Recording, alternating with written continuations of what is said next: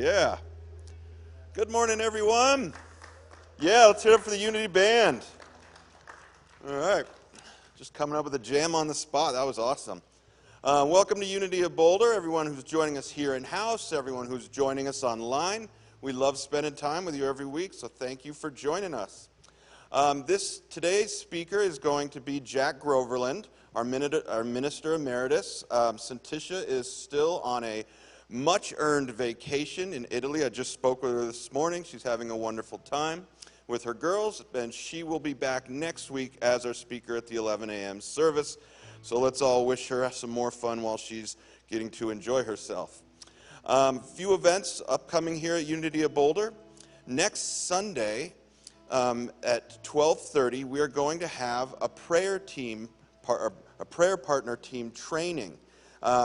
All you have to do is show up for it. It's going to be led by the leader of our prayer team, which is Steve Sheets. You don't have to sign up. It doesn't cost anything. You could come if you'd like to be a part of the prayer team, or if you'd just like to learn more prayer techniques and get more in tune with your own personal prayer. So that's from 12:30 to 2 next Sunday. And upcoming on Saturday, July 11th, Unity of Boulder, we have rented a pavilion at a beautiful park in Lyons. It's called Bond Park. It's Lyons, if you're unfamiliar with where that is, when you leave Boulder on Highway 36 here, it's about 12 minutes north of here. And it's a small little town. It's a beautiful park. We've got this huge pavilion that has, it has grills. There's a river to play in. We're going to have games. And hell, if you have a kid who wants to skateboard, there's a skateboard park right there as well. So there's all kinds of fun to be had. We're going to be doing that from 11 a.m. to 4 p.m. We would like people to bring food. There's a list outside in the lobby if you'd like to check something off that you'd like to bring, so we know that that's covered. And definitely come hang out and play with us Saturday, June 11th in Lyons. All right. Oh, now I'd like to welcome out. She's actually one of our board members, Elaine McCarthy, and she is going to read the Daily Word. Elaine. Thank you, Mike. Happy Father's Day, everyone. Sunday, June 21st, 2026. Blessings for fathers. I celebrate fatherhood, and I bless all fathers today. Today, I bless my father and give thanks for the part he played in my life. I also bless those who showed me fatherly love, who taught and guided me, who led by example by demonstrating the divine attributes of strength and wisdom. The love and support I received from all the father figures of my life helped me become the person I am today. I am grateful for these special ones who saw my potential and encouraged me to reach my high and pursue my dreams. I am also thankful to them for the encouragement they provided during times of disappointment and discouragement. I bless the world's fathers and pray they know the support and guidance they have so lovingly shared with me. The righteous walk in integrity. Happy are the children who follow them. Proverbs 20, verse 7. Thank you.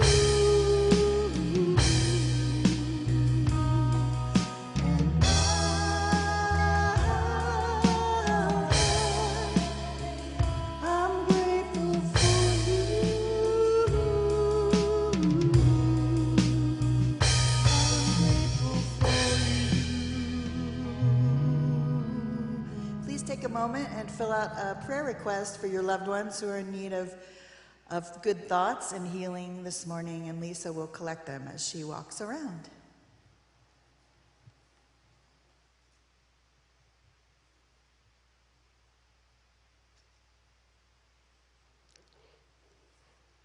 All right, we need our entertainment club up here to help us sing our joy song. And we're going to do it gospel style this morning. So everybody stand up, get ready to sway.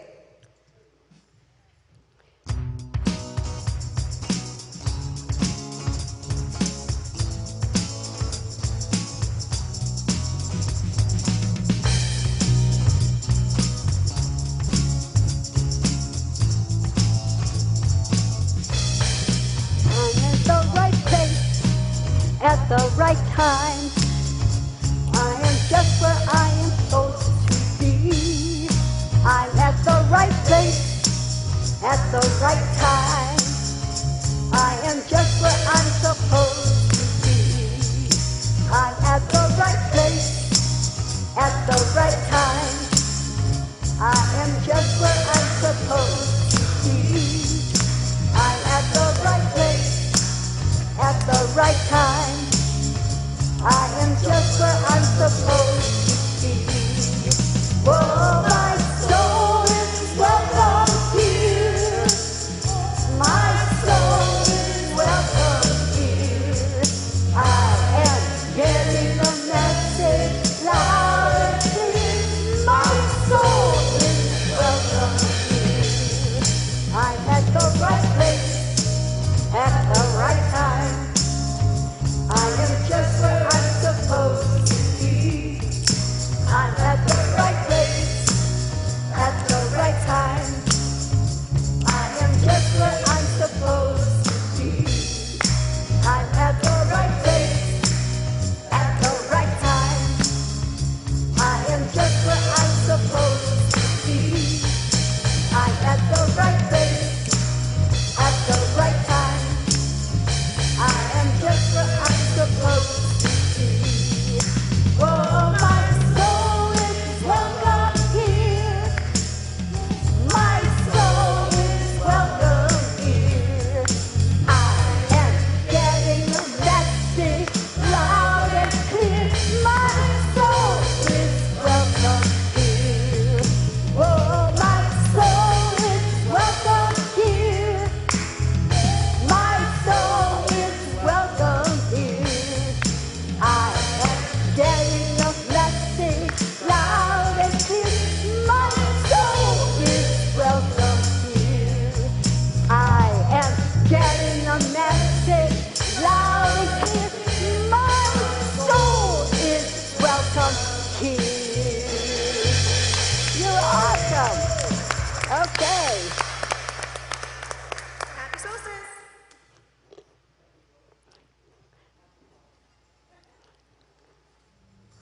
All right. Now I'd like to welcome today's special musical guest, who you will all recognize easily at, where are you? Musical guest. You will recognize Raven Wolf. Heather, you're having a very busy day today.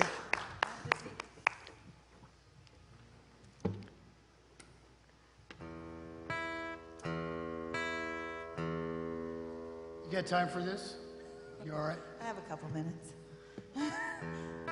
Big hand for Heather Ballou. She's amazing. She had a show last night.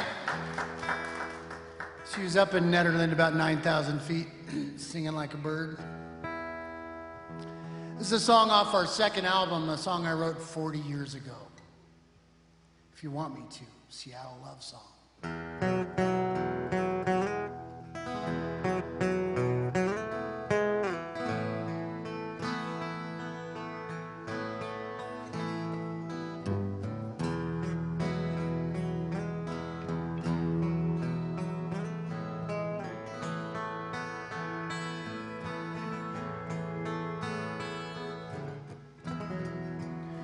You can take all the stars down from a summer evening sky.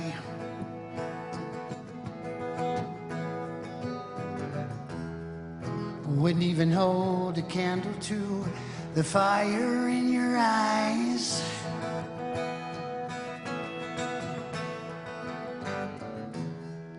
can take all the hearts left in the lost and found.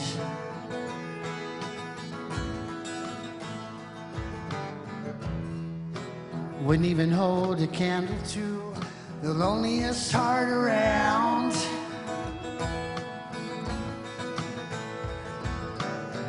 I could be your morning sunshine on your rainy day. I could be the one to chase your blues all away if you just say that you want me to. If you want me to. If you want me to.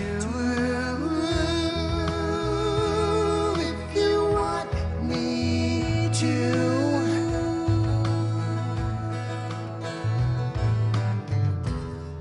You can take every single rose that has finally died.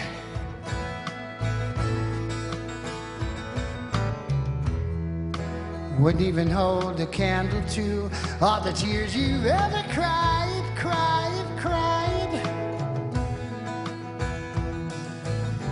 I could be the morning sunshine on your rainy day. I could be the one to chase your blues all away if you just say that you want me to. If you want me to. If you want me to. If you want me to, yeah.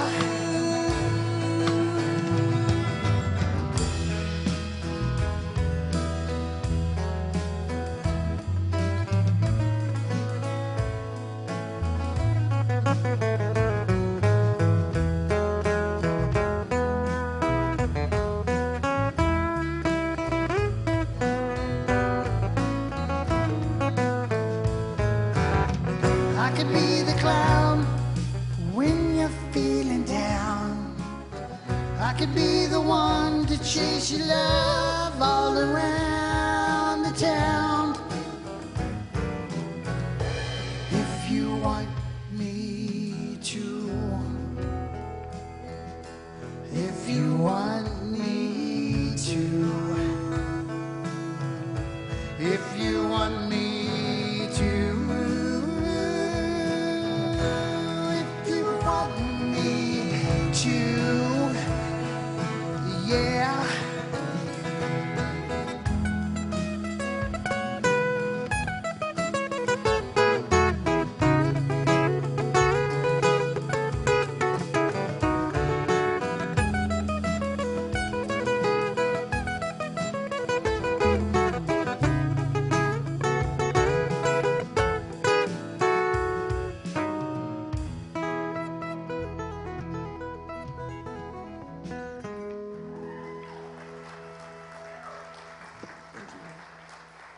Big hand for George back there behind the sound man working extra duties today. We'll see you in a little bit. Thank you very much.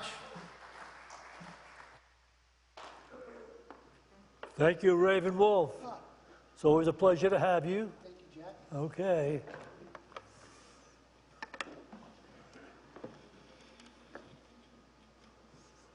Good morning, everyone. Recently, it seems more true to my understanding to redefine heaven as a state of well-being in the here and now of the lives we are living, rather than a distant dimension one enters when one drops the body, some utopian state that we go to. It's always been my feeling that if we wound up going to such a utopian state, which sometimes is imagined beyond the stars and the kingdom of God, and when we got there, we would have to learn how to be heavenly, I mean, so many people just drop the body and haven't had any real understanding of what it means to be openly considerate in the awareness that we are all brothers and sisters. So they would have to learn certain principles of truth. But as of now, while you are in unity, you are dealing with the principles of truth, and they will bring us, if followed with a certain amount of focus and devotion, those teachings will bring us into a state of well-being in the here and now of the lives we are living. So and I am not singularly alone in defining heaven that way. Most of the masters worth their weight in mayonnaise agree that the kingdom of God is right here and now. That is the consciousness that is really the life worth living is available right here, right now, in the lives we are living. So I'll share with you just this interesting point made by a Zen master 600 years ago in Japan when Zen flourished in the upper class, but the lower class of people were following a different form of Buddhism, which was called Pure Land Buddhism, and it had a completely different reference to entering into the kingdom or the divine place of Pure Land, which really is a symbol of pure consciousness or pure love, pure joy. So can I have this first PowerPoint, please? Zen master Aikikyu in the 13th century Japan says that paradise is here in this world. The Pure Land school, however, claims that Pure Land exists in the western direction beyond 10 billion worlds, and that the faithful can be reborn, okay, in Pure Land. Okay, I begged you not to drink on Sunday. All right, sorry.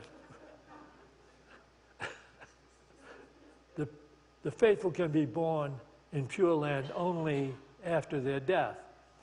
This Pure Land teaching is just the opposite of Zen teaching. Aikikyu formed a satirical poem in which he commented on the teaching of Pure Land school of thinking. Pure Land is far beyond, 10 billion worlds away. How can I hope to reach there with only a pair of straw sandals? So we can take this back again, please. Zen says that paradise is here in this world, which is where most of the masters who have done the work recognize it to be. The Pure Land school, however, claims that Pure Land exists in the western direction beyond 10 billion worlds, and that the faithful can be reborn in Pure Land only after their death. This Pure Land teaching is just the opposite of Zen teaching. Aikikyu formed a satirical poem in which he commented on the teaching of Pure Land school. He said, Pure Land is far beyond, 10 billion worlds away. How can I hope to reach there with only a pair of straw sandals? What a beautiful comment that is. And of course, the principles that I have focused on, while I understand that a state of well-being is, in fact, in this world, a mystical state of consciousness, and I'll explain why I refer to it as that. But so that is my understanding. I am seeking those principles, those ideals to share, which would open us up to the reality of well-being in the lives we are living. And of course, those principles are the same ones that perhaps a long time ago we used to embrace because we thought of them as being the principles we needed to embody in order to get to heaven once we die. But they are the same principles that will lead to this awareness, consciousness of well-being. And there is one that includes all the life-enhancing ideas. And if you simply could only hang on to one ideal and live it to its fullness, this one ideal, if you lived it to its fullness, would bring you into the state of well-being, into heaven, in the here and now. And it is this. Can we have this next PowerPoint, please? You can read this in Matthew 7:12. So whatever you wish that people would do to you, do so to them. For this is the law and the prophets. So whatever you wish that people would do to you, do so to them. For this is the law and the prophets. Could we even begin to believe what this world would be like if on one day everybody absolutely took this to be the ideal they would not deviate from? Can you imagine the kind of a world that would exist if just one day everyone decided to take this ideal and not deviate from it? So it includes being mindful. In order for you to accomplish that, you would have to be mindful. And that mindfulness would have to transcend the usual thinking of the outer-directed world, which is only mindful of my own self's gaining advantage, regardless of what that gaining might require of other people in a negative way.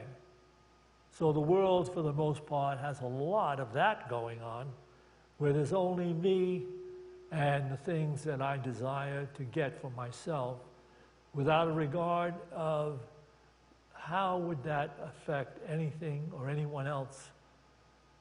And because that happens to be the ongoing thinking of the world, the master of life related to us, it's necessary to overcome the thinking of the world.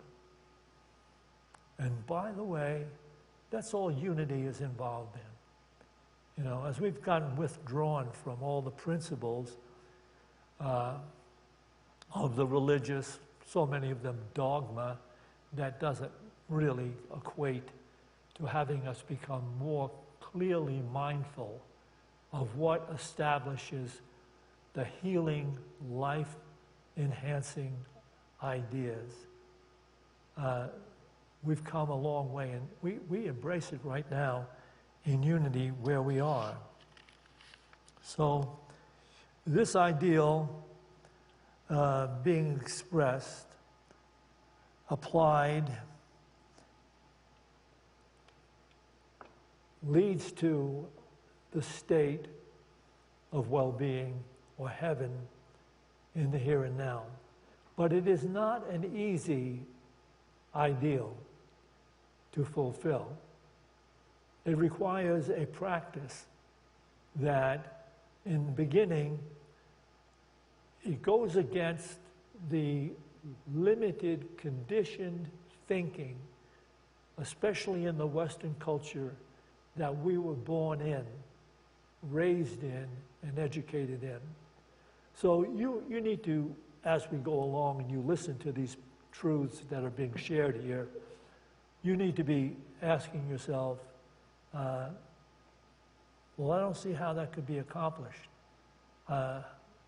Is it possible to become a citizen of well-being in this Western culture right now, while all the thinking that I've been used to is not in keeping with that state of well-being?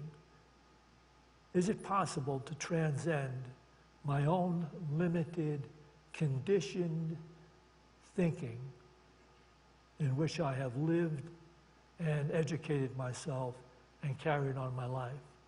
Well, it is possible. There are many, countless masters that exist today. And more of the truth of our interconnectedness, the beauty and the majesty of true life is coming into expression in the world, even though you may look at the world and say, where is that happening? Look at the world we're in, the war, the insanity, the murders, the death, the things, the inconsideration. Well, it is happening, and all of that will be passing.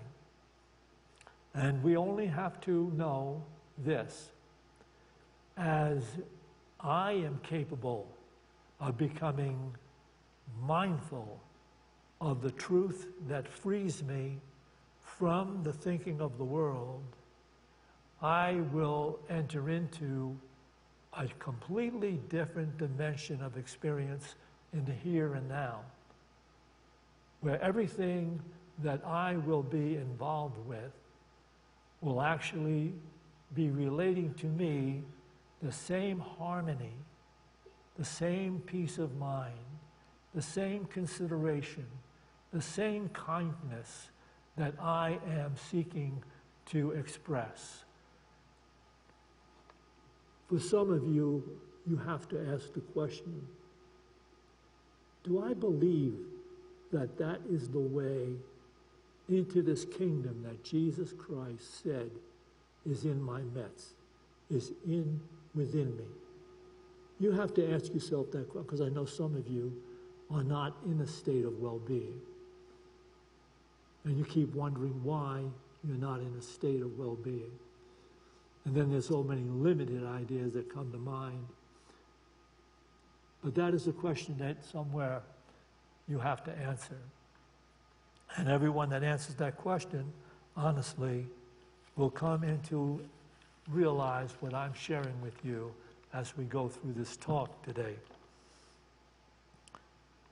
So, perfecting this ideal really is fulfilling the fourth step in the eightfold noble path of Buddhism, which is right action.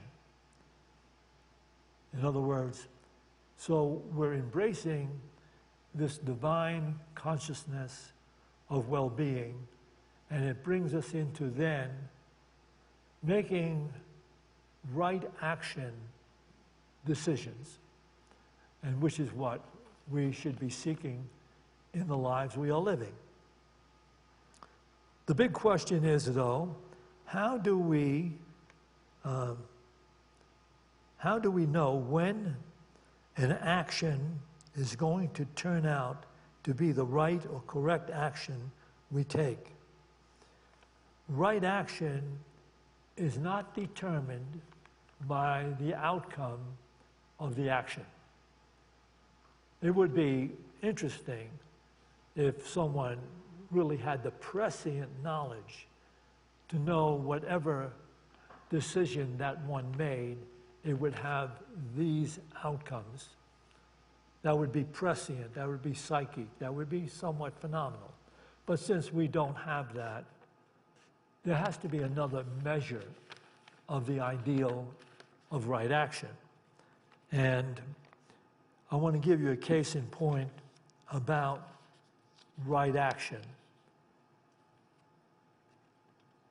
Some years ago, when we were still occupying the church on Pearl Street, as many of you know, we had the church on the corner, but right across the path from that church was another building, which we used for our Sunday school. And I had many occasions I would caution the Sunday school teachers, when you finish the Sunday school class and you come over for fellowship to the church, always bring your purse with you. Don't leave it in the classroom, because we have been preyed upon by purse snatchers, or a purse snatcher, who seem to be like somebody that would show up on Easter or Christmas, when I used to emphasize, please bring your purse into this room in my office. But inadvertently, for some reason, people trust, and if you go a long time and for a while and nothing's happening, you just tend to leave, well, I'm just going to leave my purse here. I'm going to come back for the second service, and so I'll have my purse with me when I come back. But one Sunday, one Easter Sunday, I got the feeling, I don't know, it was God speaking to me, to go over to that building doing fellowship. And sure enough, as I walked into the building, I saw this guy come out of a classroom with a woman's purse, and I immediately grabbed him. And it was fortunate that he only weighed about 95 pounds. But I had him by the scruff of the shirt. And it made me so angry, because we had Sunday school teachers who had lost money and their wallets and their ID to somebody who snatched their purse. So when I grabbed this guy, I really grabbed him with a kind of a vengeance. It was not a good thing for a minister to be doing. Okay, but I shook him, and I said to him, if you ever show up, if I ever see you anywhere near this church again, I will see that you are prosecuted to the full extent of the law. I will make sure you go to jail. And he looked up at me and he said, yeah, whatever happened to forgiveness? That's a true story. That is a true story. It so gobsmacked me when he did that, that I said, well, you're getting that forgiveness now, because I'm not going to have you taken into the jail now, so I'm giving you that forgiveness. And then he says, yeah, but Jesus told his disciples that they should forgive an offender 7 times. I can't believe I'm having this conversation with this petty thief. And it's only because I used to be a petty thief that I'm going along with it. So I asked him to join me to come back in my office, if he would. And back in my office, I called in. Said, I'm going to sign you up for the Unity Ministerial Program. I said, because I'm just amazed at your knowledge of the Bible. And he said to me, isn't the minister's program take place in Missouri? I said, yeah. He said, well, I have no way to get there. I don't have a car.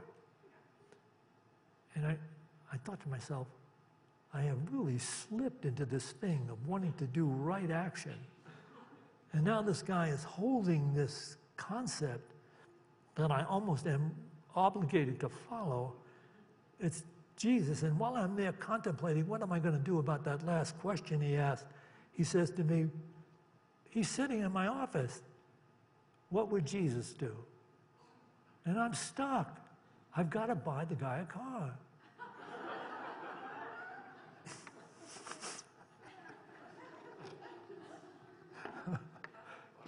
At what point in this story did you check out?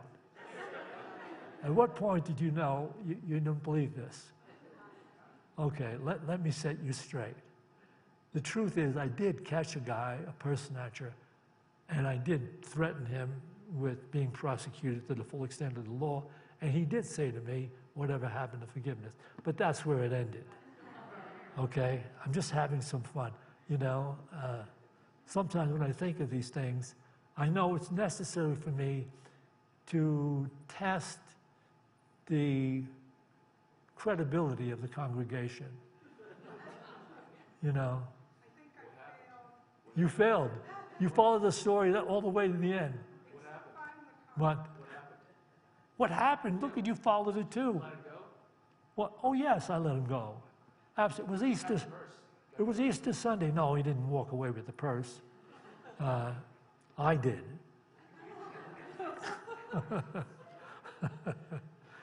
Okay, this is not a dialogue, by the way. This is my monologue. Okay. So the fact that right action isn't determined by the results of that action, it's actually determined by the person that is deciding the action to take. And how can a person who is deciding the action to take know that it is right action? Well, if you've been in unity and doing the things we suggest that you practice in your life, certain mindful types of things, you recognize that the measure of spiritual mindfulness is peace. And I'm not talking about the everyday peace of the world. In the world, people have peace when their personal expectations, desires are being met, when their personal opinions are being accepted and not confronted. So they have peace that, not a long-lasting peace, but a fleeting peace. They feel okay with things because it's going according to their point of view and what they personally want to get. No, I'm talking about the peace that is related by the masters down through the ages. The peace that surpasses the thinking of the world, the way the world understands that getting your own way brings peace.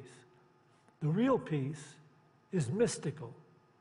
It means that you have aligned yourself with your core true nature, the nature that you were created in by the creator of life, the creator who is this creation ongoing, and how you would find your way in this creation in such a beautiful fashion that you would be able to eventually live in a state of well-being, because your well-being would not be contingent upon the conditions and circumstances that come about in your life blessing you. They wouldn't have to, because the state of well-being is mystical. It means you feel the joy, the love, the peace. You have the insight, and you're one with the way you were created to be in this creation, which is God, in every single moment, waiting for us to awaken as to how to live beautifully, effectively, joyfully, honorably. That's what this creation awaits. And anyone who decides to take to task his or her awareness and become mindful enough to enter into that guidance, they will find a state of well-being that Jesus refers to as heaven. That's it. All the theology in the world, all the self-help books in the world, all the empires that were ever built in the world, all the cathedrals that rose to the sky by the labor of dedicated people, all of them could be collected just the way they are and sold off. And what would be received for all of that would pale in significance to the miracle of knowing yourself as being one with the will of life, God. That's it. There is no other way into this consciousness Jesus has always referred to, that his teachings emanate from. the masters down through the ages, the Buddhists, every one of them, beneath all of the insanity that were risen out of the conflicting thinking of the world, all of that aside, there is a path to true life. And that is what we are involved in right now in unity. But it requires our attention. We have to give it our attention. And it will teach us what the Buddhists have taught and Jesus has taught, the masters have taught down through the ages. It will teach us to recognize this. Can we have this next PowerPoint? Cultivate peace first in the garden of your heart by removing the weeds of selfishness and jealousy, greed and anger, pride and ego. Then all will benefit from your peace and harmony. Can we have this back again, please? Cultivate peace first in the garden of your heart by removing the weeds of selfishness and jealousy, greed and anger, pride and ego. Then all will benefit from your peace and harmony. So there's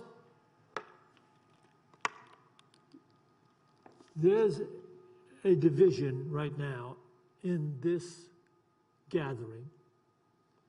There are those in this gathering who have entered into the state of well-being. They may not have gained it completely and totally yet, but they know of it. And they know that their spiritual practice takes them to that state.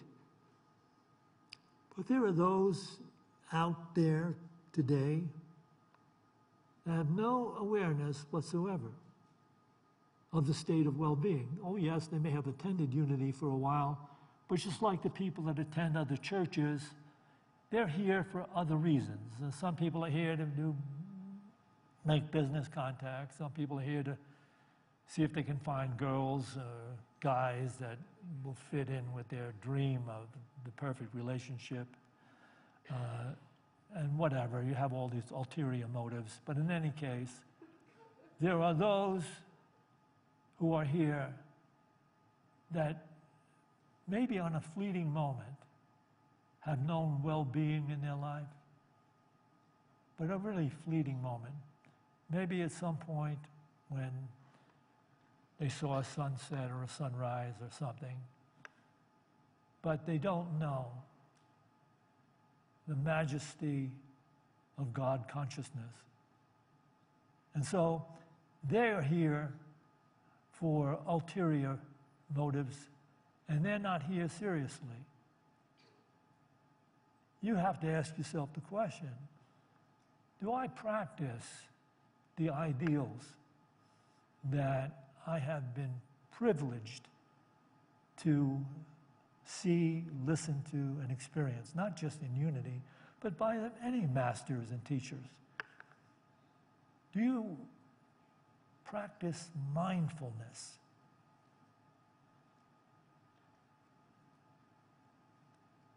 You can answer that question simply by saying, you can answer it right now. Am I kind?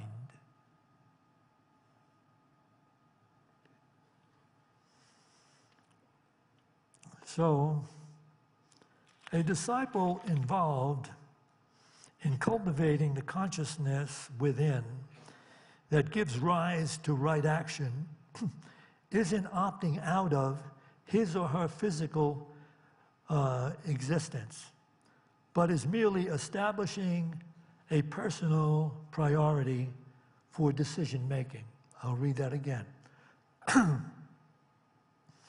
A disciple involved in cultivating his or her consciousness within gives rise to right action isn't really opting out of his or her physical existence, but is merely establishing a personal priority for decision making.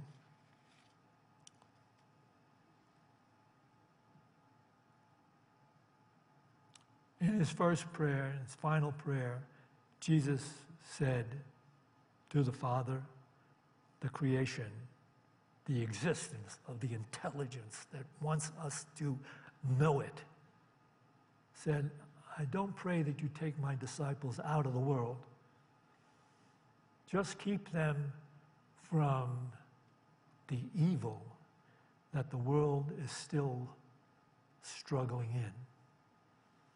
And so that means that we are in the world, yet we conduct our lives in the world.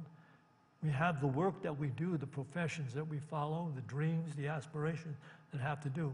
But it doesn't mean that we are going to forfeit our physical lives in order to know this amazing state of just feeling good,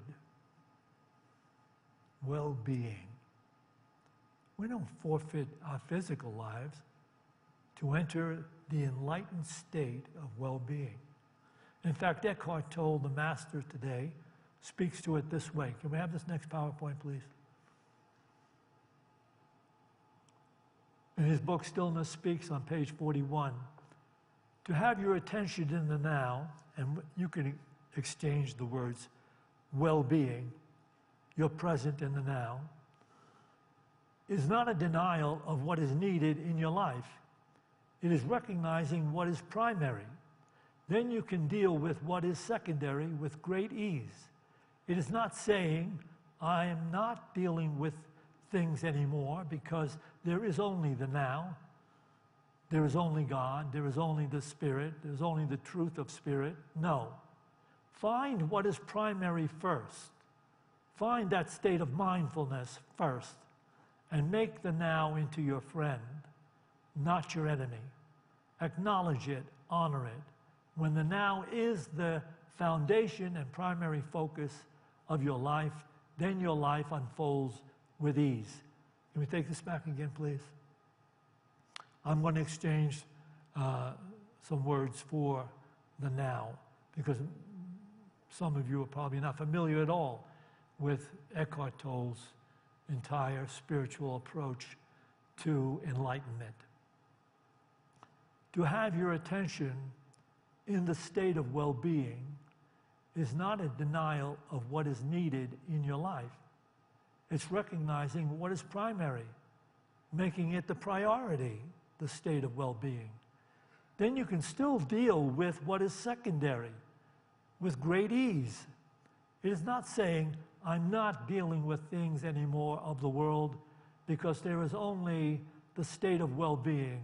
I need to meditate. I need to be in that state of peace. So I'm dropping all these other things that have to do with finding a way to make my physical life operate effectively, harmoniously. I'm giving that up. I know somebody that did that. And he did it and lasted almost 5 weeks. No. Find what is primary first and make the now into your friend, not your enemy. Acknowledge it, honor it.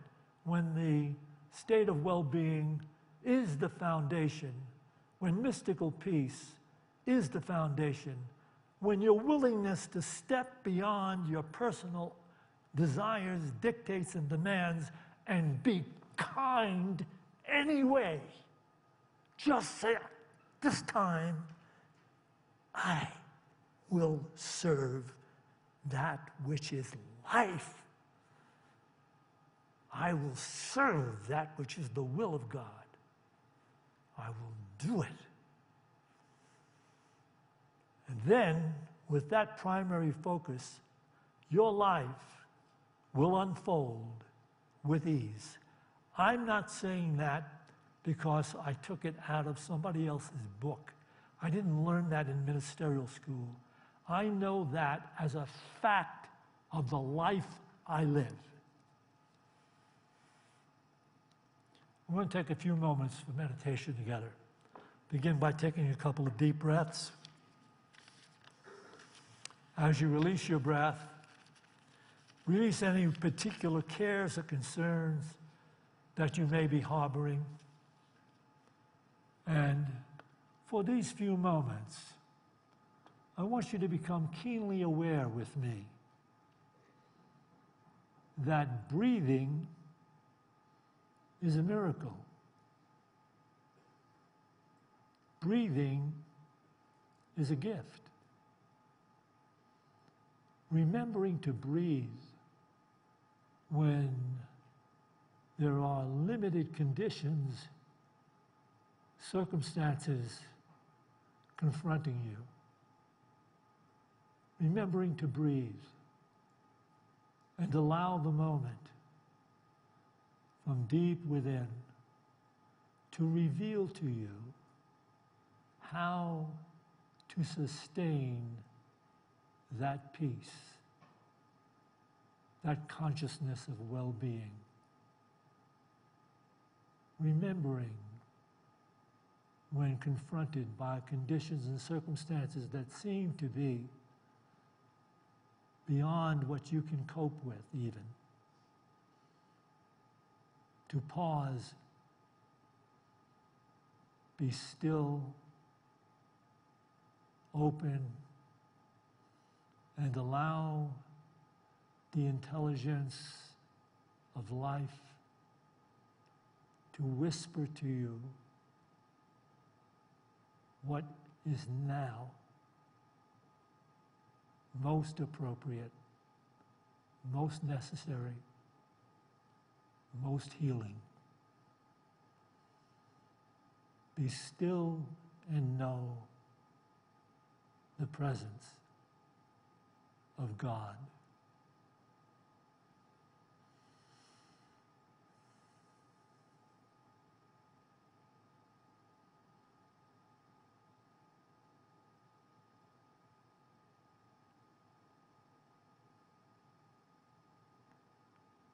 Just breathing is a miracle, a gift, a pathway to well-being, heaven, here and now. Remembering to breathe, to be still, to not react when conditions and circumstances seem to have been set against what you think you can handle or deal with, some hardship, some grave conditioning that has arisen on your path of life. That is the time to breathe. Be still.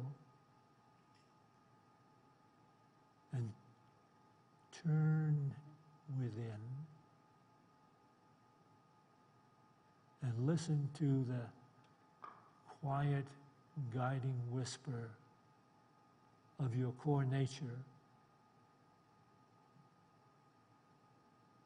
It is Christ within you who will speak to you and guide you to be appropriate,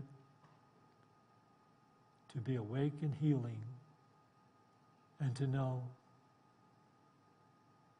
that love heals everything.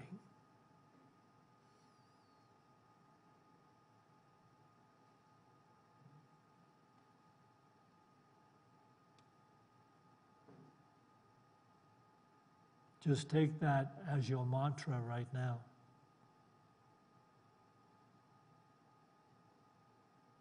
Let me be awake enough to know that love heals everything.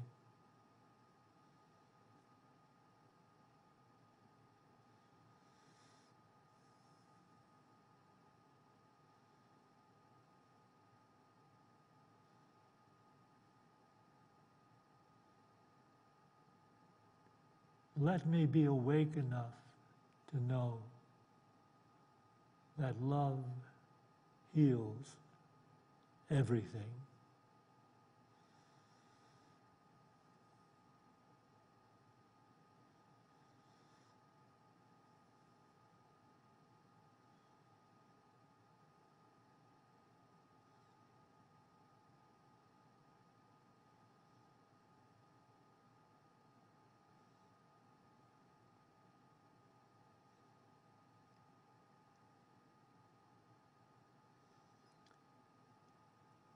in recognizing this, we know that any injustice, anything taking place outside of the harmony of well-being can be approached, can be dealt with an understanding toward establishing peace, establishing harmony, not dealt with by any adverse reaction or vengeance or anger or hatred. If there are things on this path that can be healed, brought closer to harmony and peace, then that is how we go about entering in to change those conditions that are not in keeping with the presence of divine love, consideration, forgiveness, and peace.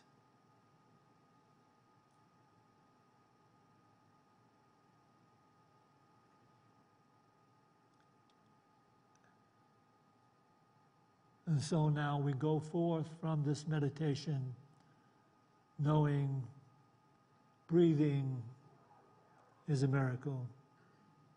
Breathing is a gift. Breathing is a pathway and a holy pause in which we can enter into the guiding consciousness of the living, present God. And for this opportunity in every moment, we give thanks. To this we say, Amen.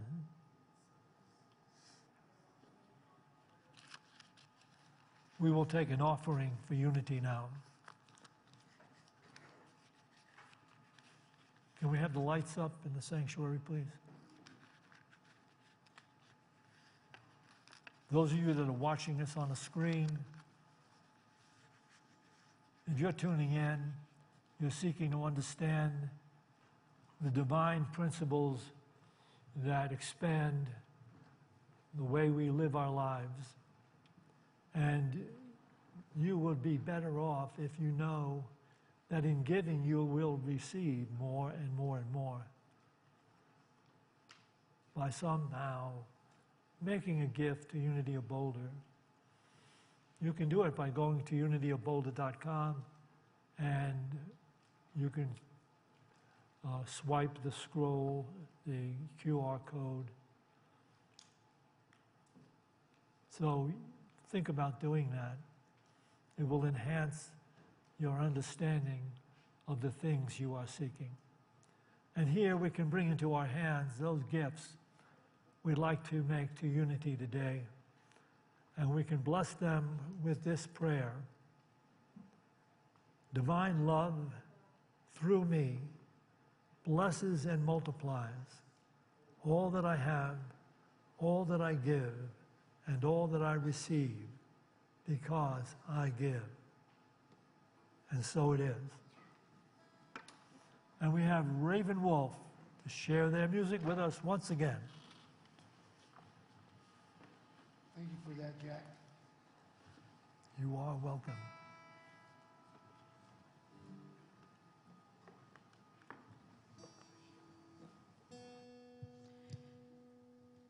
If you guys like good food and golfing, we'll be playing the Flatirons Golf Course this Thursday evening during happy hour at 5:30. Come on out.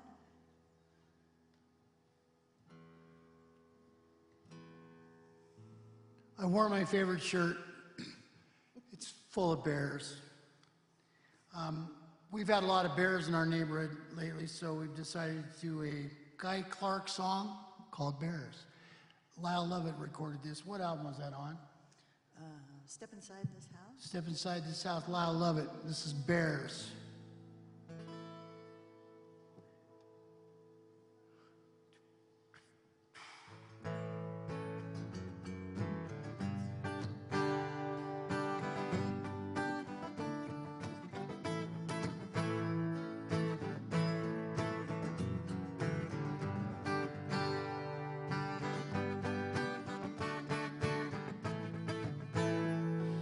Some folks say there ain't no bears in Arkansas.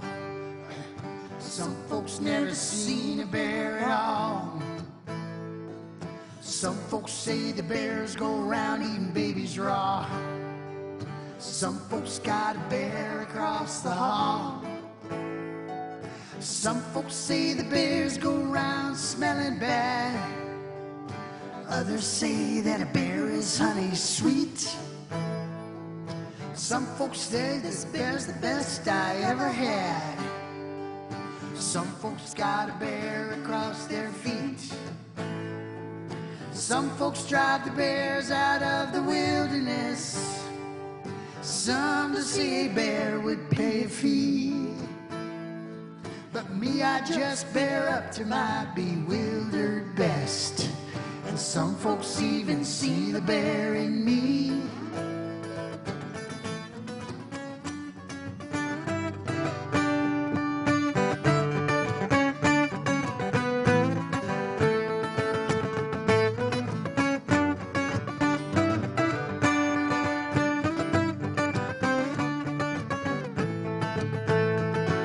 Some folks drive the bears out of the wilderness. Some to see a bear would pay a fee. But me, I just bear up to my bewildered best. And some folks even see the bear in me. So meet a bear and take him on out to lunch with you. Even though your friends may stop and stare, just remember that's a bear there in the bunch with you. And they just don't come no better than a bear. So meet a bear and take him on out to lunch with you.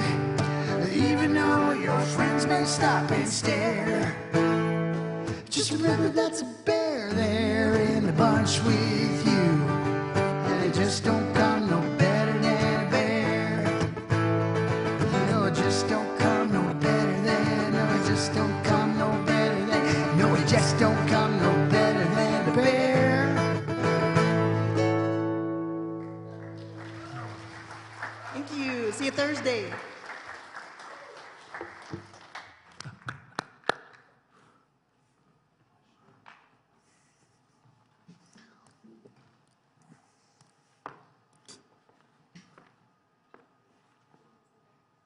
Okay. Just want to let you know that if you have a particular challenge you'd like to pray with someone, we have experienced prayer team people here wearing the white scarf. You can just remain seated as everyone files out of the sanctuary, and one of them will come up to you, and if you want to, you can go downstairs to our beautiful meditation room and share a prayer together, or you can do it right where you sit.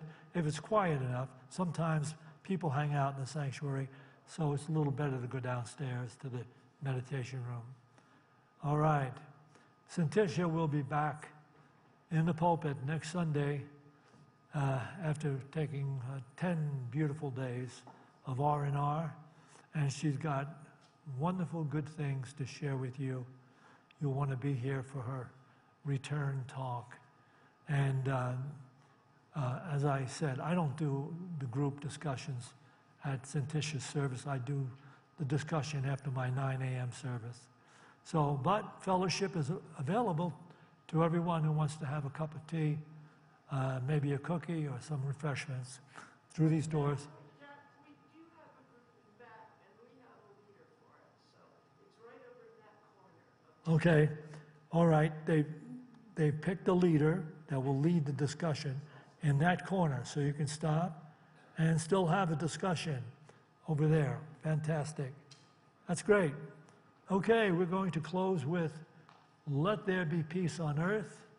And while we are doing that, we should really hold the entire planet in the awareness of that mystical state of peace coming into the consciousness of everyone in the world. Okay. Let there be peace on earth, and let it begin with me. Let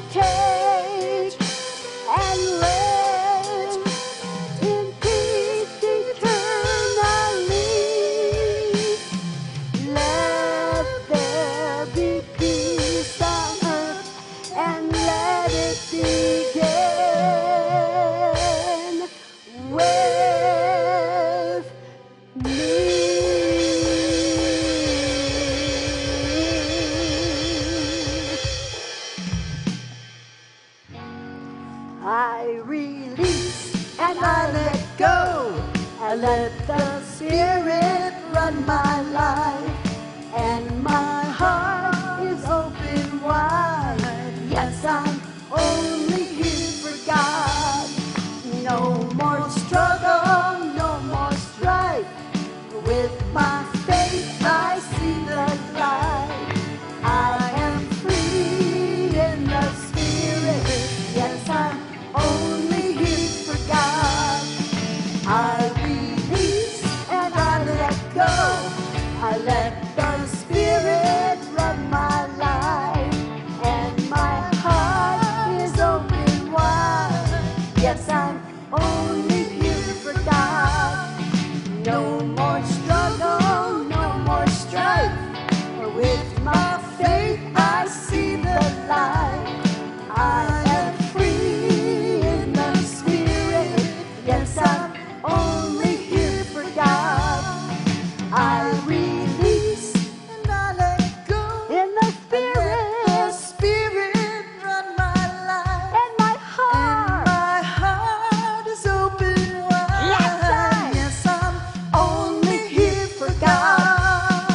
No more struggle, no more strife. With my faith I see the light. I am free in the Spirit. Yes, I'm only here for God.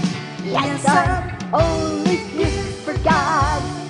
Yes, I'm only here for God.